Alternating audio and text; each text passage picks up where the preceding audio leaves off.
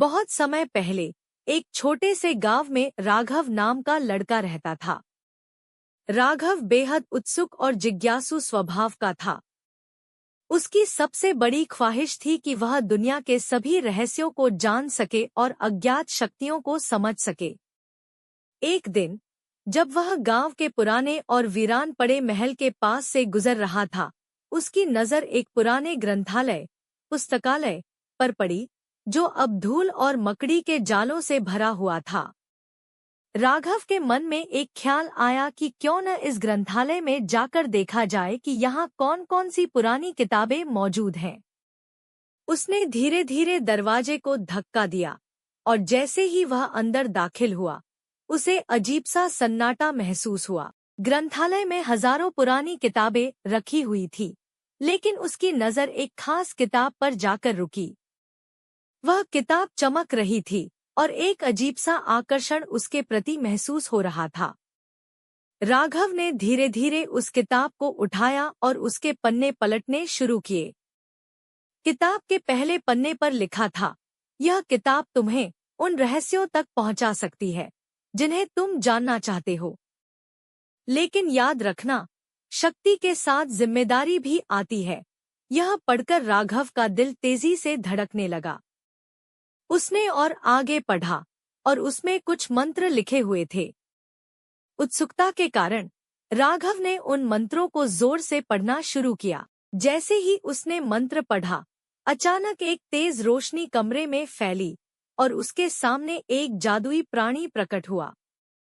वह प्राणी बिल्कुल परियों जैसी लग रही थी, लेकिन उसकी आंखों में बुद्धिमानी और गहराई थी। प्राणी ने मुस्कुराते हुए कहा, मैं इस किताब की रक्षक हूँ। तुमने मुझे जागृत किया है। अब मैं तुम्हारी मदद कर सकती हूँ, लेकिन पहले तुम्हें एक शर्त माननी होगी। राघव ने उत्सुकता से पूछा, कैसी शर्त? प्राणी ने कहा, तुम्हें 3 इच्छाएं मांगने का मौका मिलेगा, लेकिन हर इच्छा के साथ तुम्हें कुछ खोना भी पड़ेगा। जो भी तुम मांगोगे, उसकी कीमत चुकानी होगी। राघव कुछ देर सोच में पड़ गया, लेकिन फिर उसकी जिज्ञासा ने उसे आगे बढ़ने के लिए प्रेरित किया। उसने कहा, ठीक है, मैं तैयार हूँ। प्राणी ने सिर हिलाया और कहा, तो बताओ, तुम्हारी पहली इच्छा क्या है? राघव ने कहा, मैं दुनिया का सबसे बुद्धिमान इंसान बनना चाहता हूँ। जैसे ही उसने यह कहा, प्राणी ने उसकी ओर इशारा किया और अचानक राघव के दिमाग में अनगिनत ज्ञान की बातें भरने लगी। उसे हर सवाल का जवाब पता था, लेकिन साथ ही उसके दिमाग में एक अजीब सी बेचैनी भी छा गई। उसे हर छोटी बात की चिंता सताने लगी। उसे लगा कि उसके अंदर जो शांति थी, वह कहीं खो गई है।